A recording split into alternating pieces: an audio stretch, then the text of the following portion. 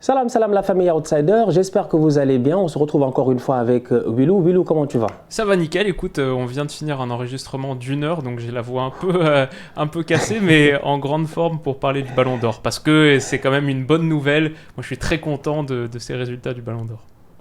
Yeah, cérémonie du Ballon d'Or où Willou, je ne sais pas si tu as le même feeling que moi. Tu vois, aujourd'hui, on s'est dit on va revenir un tout petit peu donc, sur cette cérémonie du Ballon d'Or, sur tout ce qui s'est passé. Je ne sais pas si tu as le même feeling que moi, mais moi, j'ai l'impression que ces dernières années, je me suis un tout petit peu réconcilié avec le Ballon d'Or parce que moi, je commençais à en avoir un peu marre de Messi et Ronaldo. Quoi. Franchement, je les aime bien. Ils sont très forts. Voilà. Mais les deux là qui se fatiguaient à essayer de chaque fois dépasser les 50, 60 buts, l'autre il fait 91, l'autre il fait je sais pas quoi, l'autre il fait 17 en Ligue des Champions.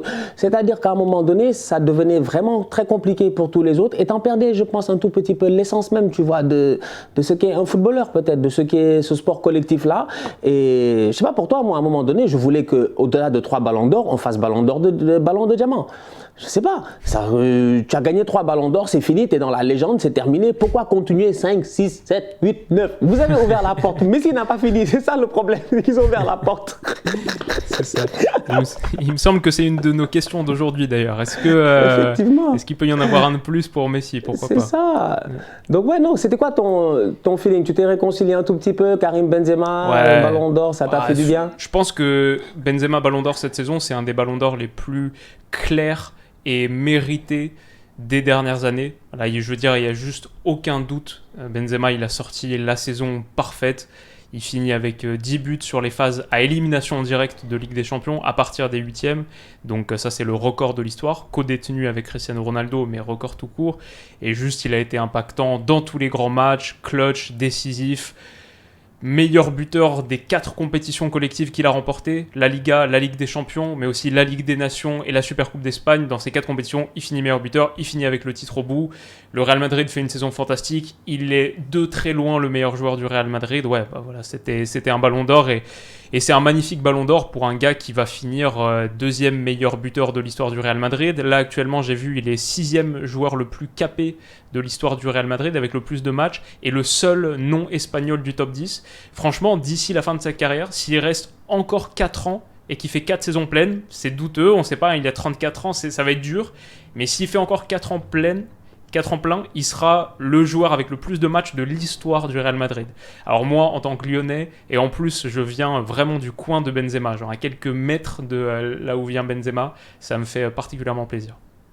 Ah ouais, non, mais ce que tu dis là, statistiquement, c'est incroyable. Et cette clarté-là dans son Ballon d'Or, dans le fait qu'il l'ait gagné, je pense que tout le monde était d'accord, il n'y avait absolument rien à dire. Et au-delà de ça, j'ai même envie de rajouter. La dernière fois, Willow, tu sais, je suis tombé sur une statistique, moi, qui m'a un peu choqué. J'ai regardé, j'ai dit, mais le 9 là, il est 6e meilleur buteur de l'histoire de la Liga, ou 5e.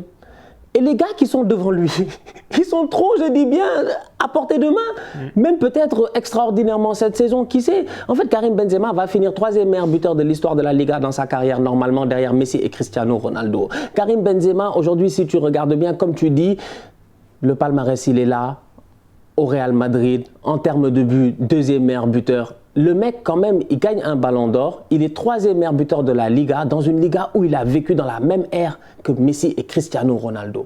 C'est-à-dire que ça, c'est des trucs que les gars, ils oublient. C'est un gars qui a gagné un Ballon d'Or dans l'ère Messi et Cristiano Ronaldo. Ils ne sont pas nombreux, franchement. Il y en a 2 du Real et c'est qui l'autre? C'est tout. Modric. C'est lui, c'est Modric. Voilà, c'est tout, sinon il y avait Kaka avant. C'est-à-dire que c'est un mec qui finalement, c'est peut-être pas, je sais pas, il n'a pas eu de souliers d'or. C'est paradoxal, parce qu'il a claqué beaucoup de buts. Il est au top dans tous les classements de buteurs. Tu vois ce que je veux dire? Donc tout ça, moi, ça m'amène... Tu sais, je me pose des questions à savoir. Aujourd'hui, bon, Benzema, c'est une légende du Real, on est d'accord. C'est une légende du football espagnol, on est d'accord. Mais Willou, franchement, toi, enfant de la patrie, enfant de la patrie, dis-moi, Benzema, est-ce qu'il est une légende du football français? Est-ce qu'il est devant Zidane? Est-ce qu'il est devant Thierry Henry? Est-ce qu'il est devant aujourd'hui Michel Platini, triple Ballon d'Or? Est-ce qu'il est devant aujourd'hui, les gars nous disent Raymond Kopa? Personnellement, je ne l'ai pas vu jouer. Moi, pour moi, Kopa appelait ça la même chose. Ah bon, t'as pas vu jouer Raymond Kopa? Est-ce qu'il est devant tous ces gars-là aujourd'hui? Genre, où est Benzema dans le truc? Moi, je pense qu'il ne doit pas être très loin. Il doit pas être très loin. Il n'est pas loin. Bah, comme tu as dit, tu as montré les chiffres. On peut ajouter qu'il est 4e meilleur buteur de l'histoire de la Ligue des Champions et c'est au coude à coude avec Lewandowski. Donc Lewandowski a pris un petit peu d'avance là sur cette saison, mais ça se joue à pas grand-chose. Je crois qu'il y a 5 buts d'écart entre les deux. Pardon, Lewandowski va en Europa League là. Voilà, Benzema va jouer plus de matchs. Donc Benzema, il peut encore finir sur le podium des plus grands buteurs de l'histoire de la plus grande compétition de club, derrière les deux monstres, Ronaldo et Messi. Donc à partir du moment où tu dis ça, effectivement, tu places un peu le curseur du débat. Est-ce qu'il est le French GOAT? Est-ce qu'il est le plus grand joueur de l'histoire de France?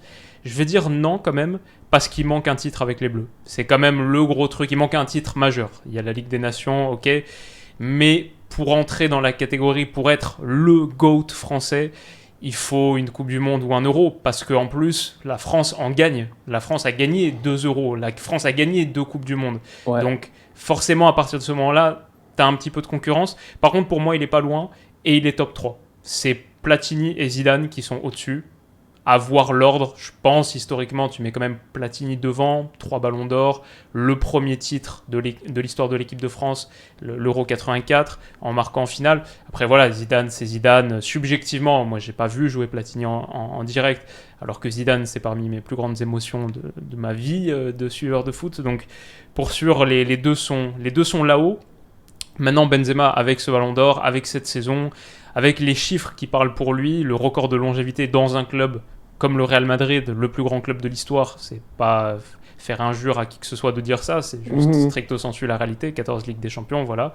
Je suis pas supporter du Real particulièrement, mais ce niveau de performance-là, soutenu saison après saison, je vais dire a fortiori avec le fait qu'il y ait eu des saisons difficiles, le fait que l'intégration soit compliquée mais qu'il se soit accroché. Enfin, j'ai fait une vidéo de genre 30 minutes sur les vertus de Karim Benzema, pourquoi ce ballon d'or me ravissait, et parmi ça il y avait l'histoire, Benzema au Real Madrid, c'est une série avec plusieurs saisons, les saisons de difficulté du début, le Santiago Bernabéu qui croit pas trop en lui, et ensuite Cristiano Ronaldo, il est plus son serviteur, son faire-valoir.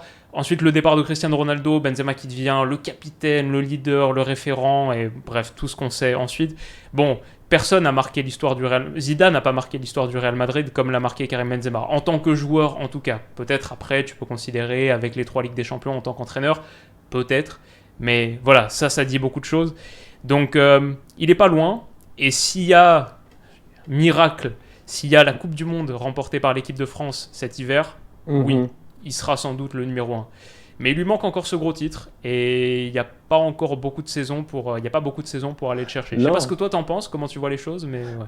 Bah, il reste une Coupe du Monde et il reste peut-être 1 euro, tu vois, avec un peu de chance, non? C'est ça, 2024. Tu restes une Coupe du Monde, 1 euro, tu te dis, tu vas tenter le coup. Moi, je pense que Karim Benzema, franchement, quand je regarde aujourd'hui, je me dis, déjà, j'essaie de dissocier les choses. En tant que joueur de football, dans son époque à lui, où je pense qu'on est dans une époque où le sport est devenu très physique, est devenu très, très difficile, devenu très exigeant. Ce qu'il a réussi à faire, c'est, je pense qu'il est allé, j'ai envie de dire, against all the odds. Je ne sais pas comment dire ça en français. Il tu contre vois, vents et marées. Voilà, c'est ça, exactement. Parce que, bon, moi, je m'attendais à un Benzema qui, peut-être, à 30 ans, il serait cramé. Tu dis, physiquement, il serait cramé et tout. Mais cette remontada là, corporelle, le fait qu'il soit revenu affûté, les hashtags charbon, il ne parlait pas dans le vide. Hein. Il a dit hashtag charbon, il allait au gym et on a vu qu'il allait au gym parce que le boy, il est au top de sa forme, franchement. Ça, là, franchement, pour moi, c'est extraordinaire. Et comme tu dis, dans cette longévité-là, pendant 10 ans au Real, où tu as eu plein d'attaquants qui sont venus, franchement, plein d'attaquants ils sont venus. Tu as eu Gonzalo Higuaín. Aujourd'hui, j'ai vu un tweet passer, ça m'a beaucoup marqué. J'ai dit, ouais, regarde, c'est vrai, effectivement, quand tu as Gonzalo Higuaín qui prend sa retraite le soir où Benzema gagne le ballon d'or, tu te dis, waouh, c'est quand même... Alors que le Mourinho nous a fatigués ici, l'un est passé de chat à lion finalement. C'est-à-dire qu'il y a un truc, il y a un destin dans cet être humain-là que moi je trouve fascinant. Moi je trouve fascinant les destins des hommes en fait. Je trouve fascinant les histoires, la manière qu'elles sont écrites parce que je me dis elles sont souvent, pour moi dans ma conception des choses, elles sont écrites bien avant qu'on vienne sur cette terre-là. Donc je trouve ça juste magnifique en fait qu'il y ait eu ce rebondissement-là en émotion sans compter tout ce qui s'est passé extra-sportivement. Donc tu mets ça de côté et tu te dis que le destin est magnifique. Maintenant, après effectivement, pour que tu rentres dans la légende du football français, il faut que tu aies marqué le football français. Le problème, il est là. C'est que pour moi, Benzema, aujourd'hui, je suis désolé, c'est un Espagnol. Dans ma tête, c'est comme ça que je prends ça un peu. C'est bizarre, c'est paradoxal. C'est comme Zidane, l'après-carrière. C'est comme l'après-carrière de Zizou. C'est un Madrilène. La vérité, elle est là. Ça ne change rien sur le fait que 2006, 98, champion du monde, ballon d'or, tout ça, on est d'accord. Mais je pense qu'il y a ce truc-là qui fait que leur carrière en club prendra toujours le dessus. Ce qui n'a peut-être pas été forcément le cas d'un Michel Platini, où tu me dis que, ouais, effectivement, Michel Platini, il gagne un euro. Il est extraordinaire, il est décisif, il gagne 3 ballons d'or d'affilée. Il est très fort avec son club. D'accord. Mais en équipe de France, il a un impact qui est juste extraordinaire en fait. Dans cette génération-là, les Platini, les Giresse et tout, ils sont très très forts. Aujourd'hui, j'ai envie de dire que Zidane a eu un impact en équipe de France en tant que joueur très très fort, mais l'après-carrière a fait que bon, on a vu qu'il est plus idolâtré peut-être, ou peut-être c'est ma vision des choses, peut-être je me trompe, mais en Espagne, il a cette stature-là. Comme Thierry Henry a cette stature-là aussi en Angleterre qu'on lui a pas donné en France. Totalement. Et j'ai peur que Benzema il tombe dans ce, je sais pas si tu vois un peu, qu'il tombe dans ce truc-là où ça va être la légende, mais c'est toujours en France, j'ai l'impression c'est plus difficile en France d'avoir la légende française. Je sais pas pourquoi. C'est difficile de se placer Henry, dans tu as totalement raison. Pour Henry, c'est sûr. C'est clair qu'en Angleterre, c'est là qu'il a... Alors maintenant qu'il revient sur les antennes d'une chaîne française, Amazon Prime, et qui fait un peu la Ligue 1, il retrouve pas mal de standing, je pense, parce qu'il est bon, et puis voilà, pour la nouvelle génération, etc., ça leur parle. Mais Benzema, je sais pas, moi mon positionnement, il est particulier. En tant que Lyonnais, non, pour moi, Benzema, c'est vraiment un gars de chez nous. Il est resté un petit moment à l'OL, tu vois, il a fait 5 saisons quand même à l'OL. Il n'est pas parti comme la nouvelle génération qui fait 2 ans et qui après part parce que les règles du marché sont différentes, etc. Il a fait 5 saisons, il a fait meilleur buteur et meilleur joueur de Ligue 1 à Lyon, il nous donne un titre de champion de France. Et même après ça, il reste encore une année. À chaque fois, les vacances, il revient à Lyon, il fait son footing au parc là qui est juste à côté de chez moi. J'ai des gars qui le connaissent, genre qui ont déjà passé des soirées avec lui, même depuis qu'il est au Real Madrid, etc. Donc non, pour moi, il est de chez nous et il va rester, il va continuer à l'être. Avec l'équipe de France, avec ce qui s'est passé avec... Je pense pas parce que l'histoire est en train de bien se finir là. Cool. Alors il faut un titre pour vraiment finir magnifiquement, mais avec Deschamps, ça s'est totalement réconcilié. Il a fait un super Euro, Benzema. À l'Euro, il a été très très fort.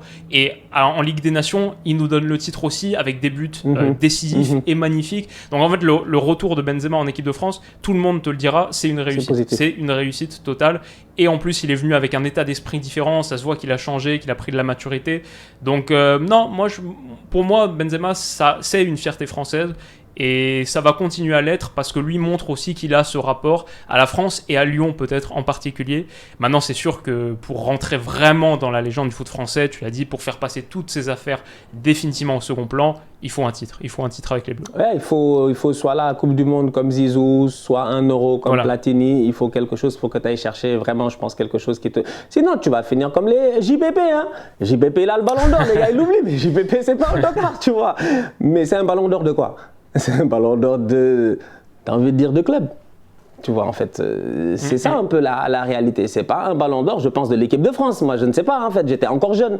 Mais historiquement, je sais pas si je pense pas que ce soit la plus grande équipe de France, cette équipe de France-là, en fait, de 92, 93. Je pense qu'ils font même pas Euro, c'est pas les Bulgares là qui sont venus vous traumatiser ou je sais pas quoi. Ça, c'est pour la qualification 94 en 93. C'est ça, donc c'était pour pas. J'espère que Benzema ne tombera pas dans dans cet historique-là et tout. Mais franchement, à mon humble avis, très très mérité et tout. Donc finalement, de ce que tu dis là, moi je suis tout à fait d'accord, c'est le ballon d'or du peuple alors. Donc Willou, si c'est le ballon d'or de là où vous faites votre footing là-bas à Lyon, c'est que c'est vraiment le ballon d'or du peuple. C'est ça. Et c'est le ballon d'or de la mentalité. Benzema, il dit, il y a des interviews qui sont ressorties là depuis qu'il a gagné le ballon d'or, des interviews qui sont ressorties de lui gamin où il est là en train de manger au resto et il est à Lyon, il a genre 18 ans et ça se voit que c'est un futur crack. Donc il a sa petite interview Canal+ ou un truc comme ça et il dit déjà, j'ai dit à ma mère que je jouerais au Real Madrid, j'ai dit à ma mère que je gagnerais un ballon d'or. Enfin, le gars, c'était clair depuis le début. Et quand tu parles de destin, de trajectoire, ça c'est beau parce qu'il s'en est donné les moyens. Son professionnalisme, c'est un autre niveau, quoi. Je pense que le fait d'avoir côtoyé Cristiano Ronaldo a joué aussi là-dessus. Mais je pense que Papin et Benzema, c'est incomparable. C'est incomparable. Il y en a un qui a gagné 5 Ligues des Champions. Il y en a un qui va finir deuxième meilleur buteur de l'histoire du Real, peut-être troisième de l'histoire de la Ligue des Champions, peut-être le joueur avec le plus de matchs, ou en tout cas top 3 de l'histoire du Real Madrid. C'est pas comparable. Et pourtant, tu vois, moi, au fond de mon cœur, j'ai envie de dire, je sais pas ce que là où les gens le placent, mais pour moi, jusqu'à présent, moi, Thierry Henry, il est devant. Et c'est totalement subjectif, évidemment. Il n'y a aucune logique dans ma tête. Mais dans ma tête, je me dis, c'est-à-dire que Benzema est un joueur extraordinaire, mais pour moi, Thierry Henry, c'était un attaquant, mais vachement complet, en fait, tu vois, dans sa manière de faire. Et il a marqué son époque. Il a été meilleur buteur plusieurs fois. Il aurait pu être 2 fois Ballon d'Or, 3 fois Ballon d'Or, qui sait, en fait, des fois dans le... Je pense que comme on parle de destin aussi, il y a quelque chose qui te manque. Et Henry, ça, c'est vraiment... Pour moi, ça, c'est une tâche, en fait. Ça, s'il y avait quelque chose qu'on me disait, ouais, historiquement, retourne dans le truc et tu peux changer, j'aurais dit non, Titi, donnez-lui son Ballon d'Or. Parce que des saisons à 20 buts, plus de 20 buts, 20 passes décisives, on a dit c'est un grand buteur. C'est un grand passeur décisif, c'est incroyable. C'était le joueur complet. C'est-à-dire que ce que Benzema fait aujourd'hui, franchement, Thierry Henry l'a fait en 2004, en fait. La vérité, elle est là. La vérité, elle est là. Et après, il n'y a pas eu les titres qui ont suivi. Certes, il n'avait peut-être pas des Cristiano, tout ça. C'est vrai que cette époque-là, deuxième galactique, ils sont juste trop forts. Mais voilà, je sais pas. Ça, c'est juste un point de vue subjectif. Peut-être qu'il y en a plein qui ne seront pas d'accord dans les commentaires, mais ça n'enlève en rien, tu vois. Disons, si on passe en mode basket, c'est le Hall of Fame. Dans le Hall of Fame, tu les mets tous à l'intérieur, tu vois. Ouais, c'est sûr. Non, mais après la discussion Henry, Benzema, voilà, on parle que de légende. Donc, mais après, si tu dis Henry savait tout faire, était un joueur complet, un attaquant complet, Benzema, c'est au moins pareil. Ouais. Benzema, c'est le prototype de l'attaquant très complet, le 9,5, etc. Que des grands joueurs. Que des grands joueurs. Deuxième point dans le Ballon d'Or, quand même. Alors, on parlait là du Real Madrid. Apparemment, Modric aurait voté pour Gavi. Ça m'étonne pas, mais les gars sont fâchés là. Les gars étaient fâchés avec Gavi. Et oui, mais moi je suis plutôt d'accord avec ça. Je pense que c'est pas forcément celui qui méritait le plus. Mais comme c'est les anciens Ballons d'Or qui votent, moi ça m'étonne pas du tout que ce soit des joueurs de Liga qui ont été mis numéro 1 et 2. Parce que les anciens Ballons d'Or, c'est que des joueurs de Liga quasiment. Ouais. Donc tu votes, c'est pas tu votes avec le cœur en mode Real Madrid. Tu votes pour ceux que tu connais et que tu vois. Ouais. C'est tout. Donc ça m'étonne pas du tout que Modric. Moi c'est un peu la justification que j'avais. En gros, même les Madrilènes qui ont gagné le Ballon d'Or, ça m'étonne pas qu'ils aient voté pour le gars du Barça, parce que c'est la Liga, c'est celui qu'ils connaissent, etc. Même si, perso, j'aurais pas mis Gavi numéro 1. T'aurais mis qui, toi, sur la saison passée ?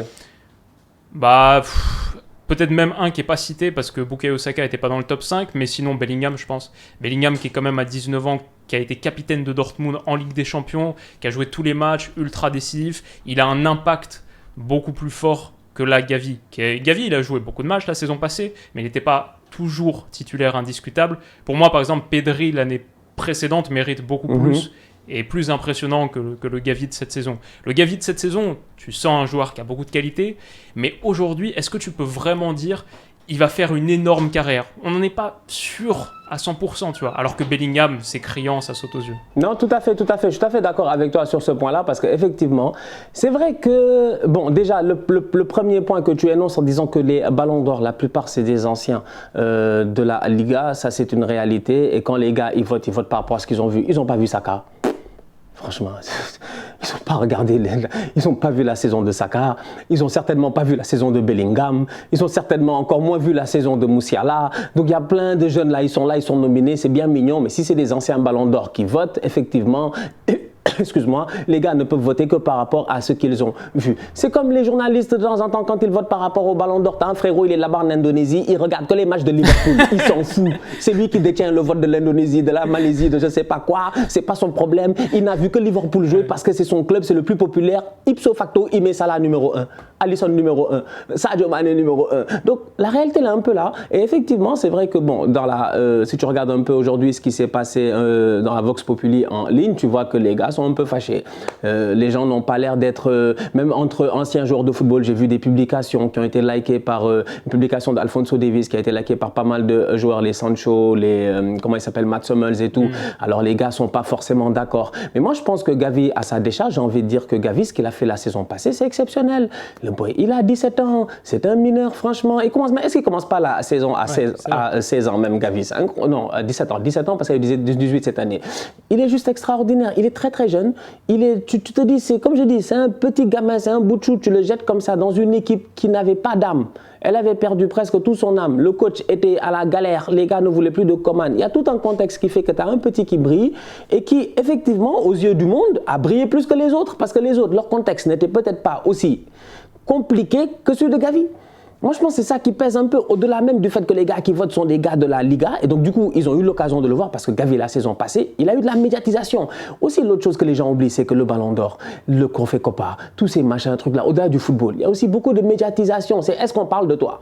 Est-ce qu'on parle de toi? Il y a des boys, on parle de eux. Gavi, on parle de lui constamment. Regarde aujourd'hui Gavi, tous les gars, ils sont fâchés, ils jouent un match contre Gavi, il faut qu'ils mettent leur photo avec Gavi, genre j'ai frappé Gavi. Vous n'avez pas honte? Vous n'avez pas honte? Des grands gaillards comme ça, vous avez frappé Gavi. Le petit est chiant, mais dans sa personnalité aujourd'hui, à 17 ans, franchement, moi je le trouve extraordinaire. Et je pense que ça a dû jouer quelque chose. Et comme je dis, son contexte est différent. Musiala, c'est un excellent joueur au Bayern. Cette année, dans le contexte dans lequel il commence sa saison, à la fin de la saison, normalement, il est trophée Copa. Je discute même pas. Je discute même pas avec les gars. Bellingham, la manière qu'elle commence sa saison, il est capitaine en ce moment. Il est au top de sa forme à son âge, dans son truc. À la fin de la saison, il finit, il est Copa, je suis d'accord. Mais est-ce que les gens regardent la Bundesliga? Est-ce que ces boys-là, on les regarde au-delà de la Ligue des Champions? Est-ce que les gars ont l'occasion de voir les matchs à Stuttgart, à Cologne et je ne sais pas où? C'est beaucoup plus compliqué. Alors que la médiatisation du Barça, de Gavi, cette image-là qui a été projetée, ce projet Xavi, Iniesta, Pedri, Gavi, toute cette narration-là, en fait, pour moi, fait de telle sorte que ça fait du sens que le boy il soit trophée Copa. Maintenant, intrinsèquement en termes de talent, les autres sont au-dessus à mon humble avis. Mais voilà, à son âge, quand même, pour le contexte, je trouve que c'est pas un scandale. Quoi. Moi, je vois pas forcément le scandale. Non. Moi, je me dis, bon. Le fait qu'il soit nommé dans le top 5, par exemple, ça c'est normal, clairement. C'est juste, je pense que le numéro 1, tu vois, moi, même Nuno Mendes à la 5e place, c'est parce que les matchs du PSG en Ligue 1, bien sûr, on les regarde pas, parce que latéral gauche, c'est pas le poste le plus sexy, ou piston gauche non plus. Pour moi, Nuno Mendes, c'est un des plus impressionnants. Je vois un gars qui est vraiment parti pour, on lui souhaite, s'il n'y a pas de grosses blessures ou d'accidents de parcours, il va être le meilleur piston gauche ou le meilleur latéral gauche, ou dans le top 3 en tout cas, sur les 10 prochaines années. Je le trouve vraiment fantastique. Donc, tu vois, lui aussi, par exemple, numéro 5, ça m'a un peu interpellé, plus ceux qui n'ont pas été nommés. Mais bon, il n'y a pas de scandale. Gavi, ça reste un super joueur et j'en doute pas, promis. Et c'est pour cela que je dis qu'au-delà, tout à l'heure, quand je disais que pour moi, au-delà de 3 ballons d'or, on arrête. Faut arrêter. Déjà, ça coûte pas cher à produire ces affaires-là pour les donner à Messi à chaque année. Au-delà de 3.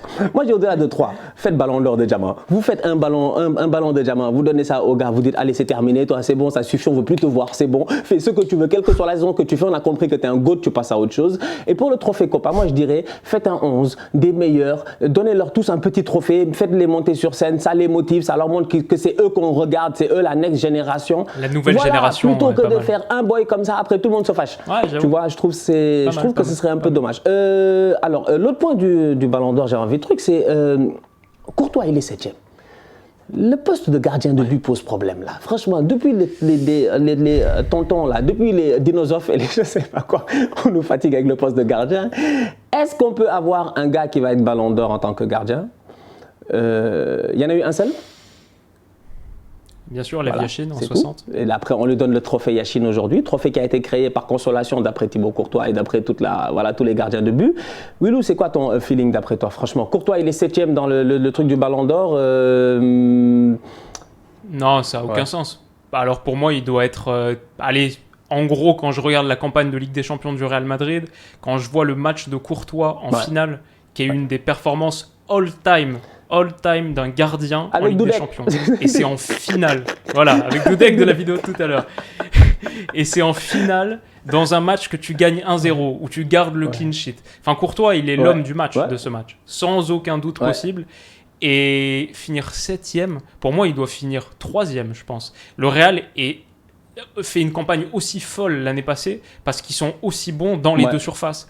Et du coup, après, je pense juste que c'est absurde de continuer à mettre les gardiens parmi les nominés au Ballon d'Or. En fait, comme il y a ce trophée Yashin qui est à part, et que c'est clair qu'un gardien ne va jamais avoir le standing qu'il doit avoir dans un Ballon d'Or, je ne dis pas que Courtois doit gagner le Ballon d'Or, mais 7e, ça n'a aucun sens. En fait, c'est aussi logique que si on fait un trophée Yashin, on va pas trop voter pour un gars Ballon d'Or. Un gardien va pas avoir à la fois le trophée Yashin et le Ballon d'Or. Enfin, ces cérémonies, elles sont faites pour que personne n'y gagne 2 titres en même temps. Donc, pour moi, on devrait juste accepter de dire les gardiens, c'est un poste à part, on leur donne leur trophée à part et ils figurent plus dans la conversation Ballon d'Or. Et voilà, basta. Soit on assume ça totalement, soit on les juge et on les évalue à leur juste valeur par rapport aux matchs qu'ils font gagner, parce qu'on peut l'oublier, mais c'est un des postes les plus décisifs sur un terrain de foot, vraiment décisif. Donc ouais, c'est sûr, pour moi, c'est ça. La saison passée, quand ils gagnent la Liga, moi j'ai eu l'occasion de le dire, j'ai dit, j'ai pas peur de le dire. Franchement, s'ils n'ont pas Thibaut Courtois la saison passée, ils sont capables de perdre la Liga. Parce que Courtois, il fait des matchs, même en Liga, en championnat. Chaque week-end, il sortait des masterclass. Franchement, le gars était compliqué à battre, très difficile à battre en fait. Et effectivement, moi je suis d'accord avec toi, il faut faire une dissociation totale entre le Ballon d'Or et le Gant d'Or. Et je sais pas, voilà, le truc comme ça. Au moins, tu donnes plus de prestige à ceux-là, tu les enlèves de trucs parce que c'est frustrant de voir que tu as Courtois 7e, Mike Maignan 25e, je ne sais pas quoi. Alors que le gars dans le Scudetto du Milan AC, premier Scudetto depuis 2012, etc. Nanana, il y a toute une storyline qui fait que Maignan est au top. Il vient d'arriver dans un championnat qu'il ne connaît pas, il performe. Bref, les gardiens sont souvent oubliés. Donc, ouais, c'était un point que je voulais apporter quand même. Donc, on est d'accord sur ce point-là, que Thibaut Courtois aurait peut-être mérité mieux, bon, pour de la consolation. Après, moi, le top 3, je ne le trouve pas illogique aussi avec Sadio Mané et Kevin De Bruyne. Et je trouve que Kevin De Bruyne aussi est récompensé pour tout ce qu'il a eu à faire ces dernières années. On l'a un peu oublié. Souvent, on l'oublie en fait. En Angleterre, on ne l'oublie pas parce qu'il est toujours meilleur joueur du championnat ou presque. Mais à l'international, souvent, les gens oublient ce qu'il fait à City. Et ça, c'est quand même extraordinaire. Sadio Mané qui récupère le trophée Socrates, ouais, j'ai pas envie de dire c'est un trophée de consolation parce que c'est un beau trophée parce qu'il le mérite, parce que quand tu vois ce qu'a fait Socrates dans son pays et quand tu vois ce que Sadio Mané fait chez nous, peut-être que l'implication politique en tant que telle n'est pas la même, mais socialement c'est vraiment extraordinaire. Donc voilà, j'avais juste envie de dire bravo à Sadio parce que moi Sadio c'est une fierté quoi, sincèrement on est trop content en fait. Moi je suis trop content, tu viens d'où? Sénégal? Ouais, Sadio Mané, c'est trop cool tu vois. Partout où tu vas dans le monde aujourd'hui, c'est Sadio Mané. Tu vois, partout les gens, tu dis Sénégal, on dit Sadio Mané. Donc voilà, c'est un mec qui est tellement humble, tellement gentil, tellement sympa, sincèrement. Il nous fatigue même dans son humilité. Parce que Sadio fait telle sorte que nous tous, les Sénégalais, on est obligés de... Des fois, tu fais quelque chose, tu dis, ah, Sadio n'aurait pas fait ça. Merde. Il est trop humble, le gamin, tu vois. Mais ouais, incroyable, franchement. Donc, je voulais quand même... faire un shout-out à Sadio. Ouais, et puis c'est mérité. Et puis sa deuxième place aussi, Ballon d'Or, mérité pour récompenser la saison assez fantastique de Liverpool, même s'il n'y a que 2 titres et les moins importants à la fin. Liverpool est quand même à rien du tout du titre en Première Ligue. Quelques centimètres de gagner la Ligue des Champions, parce que ce tir de Mané qui heurte le poteau, là, qui est légèrement dévié par Courtois, bah, on peut se dire que si ça rentre et que derrière Liverpool tient, en fait le Ballon d'Or c'est peut-être Mané, donc tu vois on parle, voilà, ça se joue à pas grand chose finalement. Donc mérité, ouais, il méritait largement cette deuxième place et le trophée Socrates, comme tu as dit, pour 2 types d'engagements assez différents. Mané, je pense que c'est pour toute son activité un peu philanthropique et sociale, notamment au pays. Socrates c'est plus l'engagement politique assez frontal. Mais ouais, c'est intéressant. On va finir avec 2 joueurs qui jouent dans le même club, Léo Messi et Kylian Mbappé. Moi, j'ai 2 questions à te poser rapidement. Mbappé, il était là à la cérémonie, il avait une tête de mec qui était là pour bouder. Comme j'ai dit, Kylian a fait toute la cérémonie, il était comme ça. Comme ça, wesh. Tu sais, Kylian, il n'a pas de problème, lui. Franchement, c'est pas son problème. C'est pas son problème. Il est là et ils ont été gentils de lui dire qu'il est là depuis 2017. Miskin, chaque année, il vient chercher son Ballon d'Or. Il avait dit qu'il allait faire top 3, il a fini 6e. Bref, Mbappé, quand même, moi, c'est un joueur que j'apprécie énormément parce que je trouve que le boy, il est très fort. Et moi, son ego ne me dérange pas. Moi, les égos surdimensionnés ne me dérangent absolument pas. Les Zlatan, les Mbappé, tout ça. Moi, j'aime bien ce genre de boy-là. Ouais, il faut des boys un peu arrogants dans ce monde-là. On ne peut pas tous être Sadio Mané. Donc, du coup, Mbappé sera-t-il le Ballon d'Or? Là, il a 24 ans. Neymar est là. Neymar, c'est le flop des flops. Il est là. Tonton là a tweeté Vinicius 3e, Vinicius 3e. Toi-même, tu n'as pas fait 3e, tu nous fatigues. Neymar est là. Toute sa carrière, on pensait qu'il allait gagner au moins 1 ou 2. On sait qu'il ne va jamais gagner. Ah, à moins que le Brésil, que Neymar mette 10 buts en Coupe du Monde ou je ne sais pas, whatever, qu'il y ait la Ligue des Champions. Mais là, ça risque d'être compliqué en tout cas. Mbappé, 24 ans, est-ce qu'il peut gagner? Oui. Oui, et plus qu'un, je pense. Il y a quand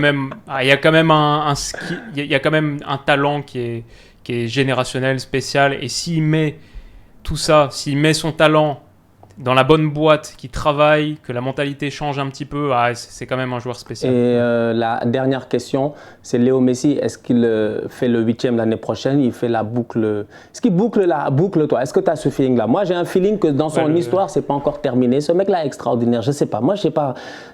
Moi, je sais pas, il va s'arrêter quand. Parce que là, on est en train de voir la fin de Cristiano. Et ça fait mal. Franchement, ça fait mal. Hein. Il sort, il boude, il est fâché. C'est normal, il est frustré. Là, on voit la fin de Cristiano, il est fâché, il sort, il boude, etc. C'est normal, c'est un champion, il a gagné. Donc pour moi, je trouve ça tout à fait normal. C'est une réaction à laquelle je m'attends. Même si peut-être beaucoup de gens vont le juger parce que c'est pas beau, parce qu'il y a le collectif, il y a l'équipe et tout. Mais Messi, en ce moment, on dirait qu'il vit un deuxième prime. On lui a rien demandé. On pensait que c'était terminé après la Copa, qu'il allait raccrocher les crampons, qu'il allait jouer à Rosario, machin chouette, ou rentrer chez lui là-bas, bouffer ses chorizo.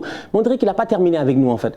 Et là, je vois la Coupe du Monde arriver, je me dis on va voir ce qui va se passer, quelle va être l'après-Coupe du Monde, mais Messi peut-il terminer d'après toi et devenir l'ultime des ultimes, le GOAT des GOAT? Bon, même s'il y en a beaucoup qui le considèrent déjà comme le GOAT, mais là, si tu mets un 8e, là, c'est... Ouais. Bah écoute, je pense que c'est possible. La réponse elle est simple, oui. De toute manière, cette saison, ça va dépendre de la Coupe du Monde. Les saisons de Coupe du Monde, c'est la Coupe du Monde qui décide le vainqueur du Ballon d'Or, quasiment. Donc, est-ce que l'Argentine peut gagner la Coupe du Monde? Oui. Pour moi, c'est comme on a eu le plaisir d'en discuter il n'y a pas si longtemps, c'est top 3 des favoris. Donc, ouais, franchement, si Messi gagne la Coupe du Monde, ce qui serait absolument dingue, la première, celle qui est tant attendue depuis 20 ans quasiment, ouais, il serait en bonne posture pour gagner le Ballon d'Or. Incroyable. C'est incroyable. En fait, si ça arrive, franchement, c'est abusé. Non, je suis désolé là, tu vois, et je réitère encore ce que j'ai dit, il faut arrêter vos affaires de Ballon d'Or là. Non, il faut diminuer en fait le nombre, parce que là, moi je sais pas, on va partir sur quelle ère. Là, Willou, moi j'ai envie de te relancer rapidement et de te demander en fait sur les prochaines années, est-ce qu'on va réassister à ça? Est-ce que tu penses qu'il y a un gars, il est capable? Ou est-ce que là maintenant, avec Benzema qui a été Ballon d'Or, Modric qui a été Ballon d'Or une année où la France gagne la Coupe du Monde et tout, est-ce que maintenant on n'est pas revenu vers un football qui va changer un tout petit peu? Comme j'ai dit, on va se réconcilier avec le Ballon d'Or, parce que là, franchement, les gars qui ultra dominent, là, comme je dis, Messi, on sait qu'il est fort. Est-ce que ça vaut la peine de tous nous réunir au théâtre du Châtelet, d'appeler les gars de Alpine, qu'ils amènent la F1, la F2, tout le monde vient et tout ça, qu'on ramène Andrea Bocelli, tout ça pour lui redonner un truc qu'on sait déjà qu'il a 7 chez lui? Où est la pertinence? Ouais, faudra voir sur les saisons qui viennent, mais ce qui est intéressant quand même depuis un moment, c'est que les ballons d'or entre Modric, Benzema, les dernières années Messi, Ronaldo, c'est que pour les trentenaires. Ouais, c'est vrai. En fait, ces gars-là ont repoussé le pic. À une époque, on disait le pic de ta carrière, c'est 27, 28 ans, là où tu es au max. Maintenant, ça devient plus comme les joueurs de NBA, c'est 32, 33, 34 ans. Donc, j'ai envie de te dire, les deux superstars, ceux qui sont amenés à devenir les deux superstars, Haaland et Mbappé, oui, je les vois gagner un ballon d'or théoriquement dans les années qui viennent. Mais on ne sait pas. C'est les ballons d'or de trentenaire en ce moment. Qui sait? Tu parles de Neymar tout à l'heure. Qui sait? Peut-être cette saison. Hein. C'est pas impossible vu le début de saison qu'il fait. Le Brésil, la Coupe du Monde, etc. Et après, pourquoi pas un deuxième pour Benzema? Il peut se passer plein de choses encore. Franchement, les monstres là qu'on connaît des années 2010 et même les seconds monstres, Benzema par exemple, ils n'ont pas fini. Ils veulent encore. Ils ont encore faim. Donc peut-être que Haaland et Mbappé vont devoir attendre un petit peu. Et la famille, dites-nous en commentaire, parce que moi hier je disais la même chose dans ma vidéo du Real, je disais que moi le Benzema que j'ai vu là, j'ai l'impression qu'il n'a pas fini. En fait lui il a goûté à l'affaire là, il a envie de retourner là-bas et d'aller prendre un deuxième vite fait comme ça, rapidement, au cas où, vu que là les gars ont l'air bien chauds, les Vinicius, les Rodrigo, ils ont l'air bien chauds là, je le vois bien aller chercher un deuxième taf, venir s'asseoir à la table des gars et leur dire il n'y a personne à ma table. C'est fort possible en fait, effectivement, c'est vrai, hein, c'est un truc qu'on n'y pense pas assez, mais ils ont vraiment repoussé ouais ils sont incroyables, incroyables. Aujourd'hui 34-35 ans, ça performe encore à un niveau alors que Zidane prend sa retraite à 33 ans, les gars arrêtent très tôt, Ronaldinho, ils arrêtent tous très tôt en fait. Je te dis, au moment où après, il y en a peut-être, ils ont bourlingué un peu à gauche et à droite, mais vraiment quand ils arrêtent au top, ils arrêtent très tôt en fait. Alors que là, les gars sont encore là, à un certain âge, à nous bluffer. Écoutez la famille, dites-nous ce que vous avez pensé de la cérémonie du Ballon d'Or. Pensez-vous que Karim Benzema va aller chercher un deuxième Ballon d'Or? Pensez-vous que Benzema aura un deuxième Ballon d'Or avant que Mbappé en ait un premier? Ou bien pensez-vous même qui sera premier Ballon d'Or entre Haaland et Mbappé? C'est aussi une autre question. se poser. Qui sera le premier? Mal. Je ne sais pas. Haaland et Mbappé, franchement, c'est le premier qui gagnera la Ligue des Champions. En tout cas, on va voir. Imagine Mbappé, il gagne la Coupe du Monde, il nous refait comme en 2018 et tout. Bref, je ne sais pas. Et d'ailleurs, Wilou, j'ai une dernière question pour toi. Si la France est championne du monde, c'est le mondial de Mbappé ou de Benzema? C'est très bonne question. C'est la Coupe du Monde de qui? C'est la Coupe du Monde de qui?